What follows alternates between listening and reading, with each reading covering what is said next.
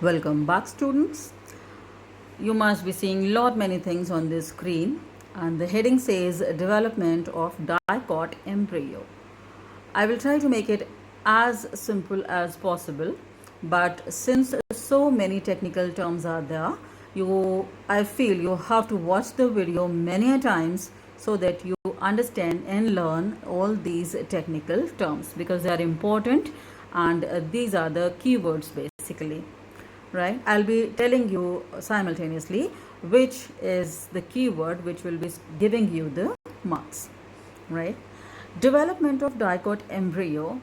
Straight away, the text will be providing you marks if you write three headings: that there is a stage when the embryo is globular, then second one is the stage where the embryo is heart shaped, and the last stage where it becomes mature. So three stages of development of dicot embryo.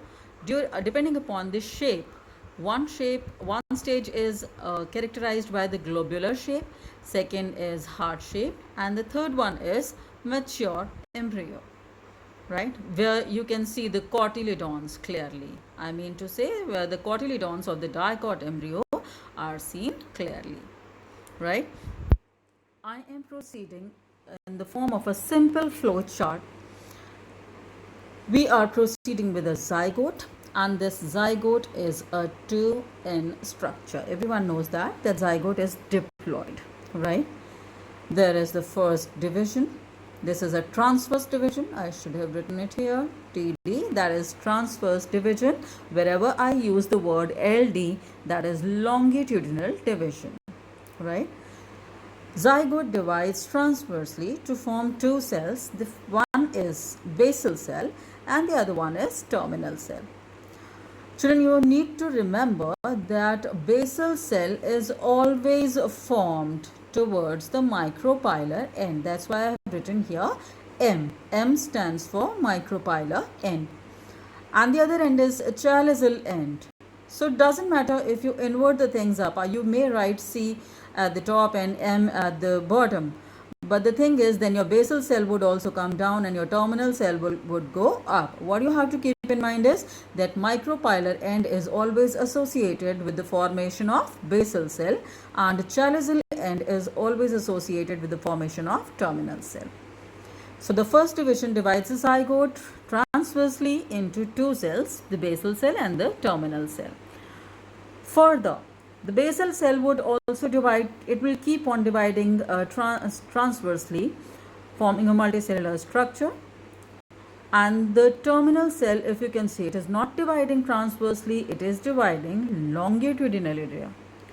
So that means there is a vertical division in the cell. One terminal cell was divided into two compartments. Further, when you see many mitotic divisions are taking place, because everywhere mitosis is happening, you may see that single cell zygote is becoming a multicellular structure. So obviously at each step mitosis is taking place, but in what pattern, that matters. This particular structure would again undergo mitotic division. So if you can see, repeated mitotic divisions would form a multicellular handle-like structure which is known as suspensor, and the topmost cell of this suspensor is named as hostorium, right? Always remember that in a dicot embryo, the role of suspensor is to push the embryo into the endosperm so that it can draw maximum nutrition. Always remember this, suspensor pushes the embryo into the endosperm for deriving maximum nutrition. At the bottom, if you can see, initially also the cell divided longitudinally here, then again this is dividing longitudinally, so two cells would be converting into four.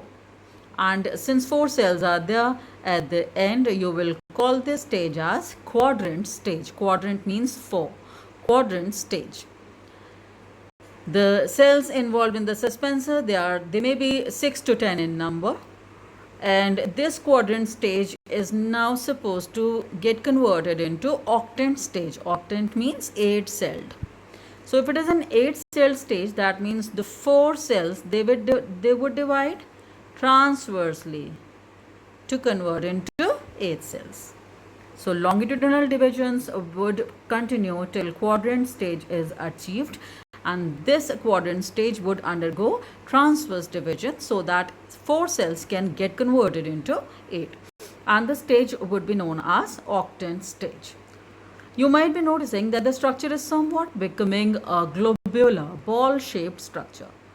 In the next step, if you can see, now I'm just using a different color to let you people know that these side cells, they undergo periclinal division. Now I believe you people understand periclinal division. If a cell is like this, so along the longitudinal axis, if it is dividing, right?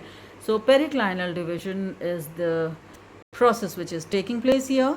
That means now that ball-like structure is having an outer layer and the inner cells.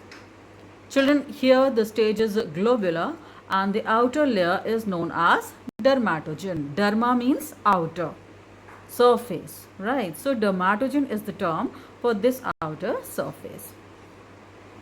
Then this globular stage would again undergo repeated mitosis, and you can see that the suspensor is persisting like that only, and the cells of the globular structure are somewhat becoming heart-shaped, if you can see. Heart-shaped. That's why the stage is heart-shaped embryo. If you can see, I have shaded a cell here and I have named it hypophysis. What you have to understand about hypophysis is the base cell of the suspensor which comes in direct contact with the heart-shaped embryo. This cell is known as hypophysis. And the last stage comes as where the cotyledons, they actually come in existence. If you can see, this structure again undergoes a mitotic division and it takes the shape of a proper cotyledons. The only thing that you have to label here is the root meristem, I mean the portion of cells where the root will be initiating, and the place where the location where shoot meristem would arise. And what you have to see is that the hypophyseal region, that means the basal cell of the suspensor, which is in direct touch with the cotyledons. Now this area is the place where root meristem would be arising. Root meristem word is for the rapidly dividing cells which will be forming root. And if you can see this depression, I mean the groove between the two cotyledons, here the cells which are present are going to form the shoot meristem. So children, this is up till this stage. This is the stage where you say the embryo is mature. I have underlined those 3 stages: globular, heart-shaped and mature. So what you have to see is that wherever the stages, like let me mark it with the red or probably orange pen so that you understand that the divisions are important to be mentioned wherever they are there, right? Then quadrant stage, octant stage, dermatogen, suspensor, and cotyledons, root meristem, shoot meristem, hypophysis. All these labelings are important, but the first thing that you are going to do is the globular, the heart-shaped and the mature embryo. These 3 headings are the first thing you are going to write if the question comes. If you explain this question diagrammatically, even then you would be getting marks.